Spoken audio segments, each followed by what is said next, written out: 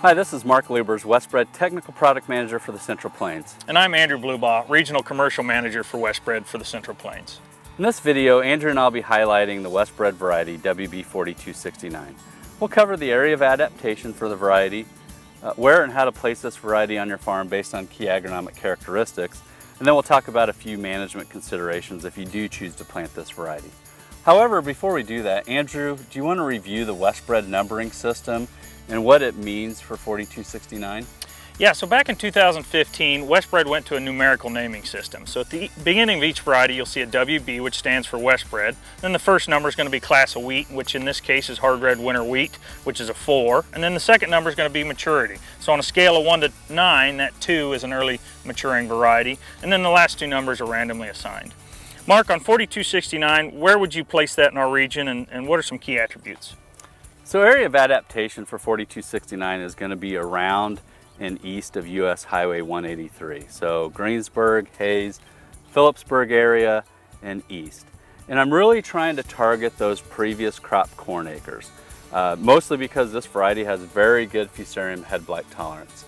The other thing to keep in mind when I think about yield goals, this is a very high tillering variety, produces a lot of medium-sized heads.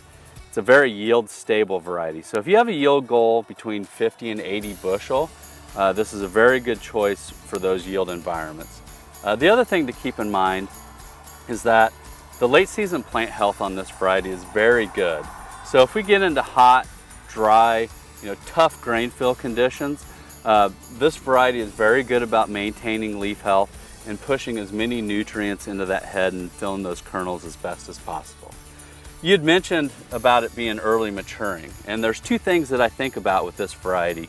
First of all, yes, it is early maturing, but it does hold its dormancy very well to help protect against late season spring freezes.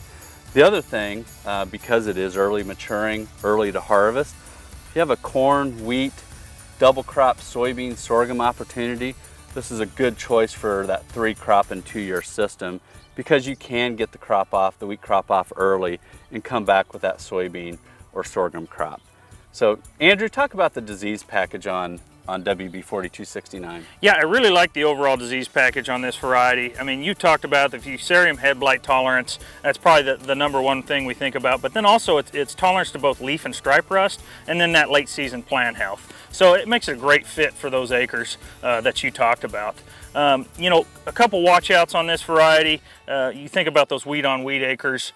So tan spot septoria, it doesn't have the best tolerance to. So one, you might apply a fungicide if it's on those acres. Is there any other watch outs we should look at on this variety? Really, the only other thing I can think of is acid soil or low pH. So 4269 does have some sensitivity to low pH soil. So if you do have fields that are in that 4.8 or below pH, you might consider applying a starter fertilizer just to help tie up any free aluminum that would be toxic to that wheat plant.